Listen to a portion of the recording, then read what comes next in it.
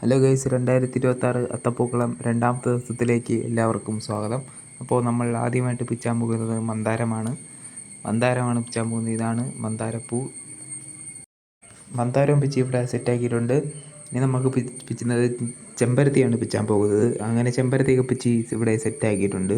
ഇനി അടുത്തതായിട്ട് നമ്മൾ പിച്ചാൻ പോകുന്നത് നിത്യമുല്ലയാണ് സുഹൃത്തുക്കളെ പിച്ചാൻ പോകുന്നത്. നിത്യമുല്ല ഞാൻ ഇന്നലത്തെ വീഡിയോയിൽ കാണിച്ചിട്ടുണ്ടായിരുന്നു, മന്ദാരവും കാണിച്ചിട്ടുണ്ടായിരുന്നു. നിത്യമുല്ലയാണ് പിച്ചാൻ പോകുന്നത്.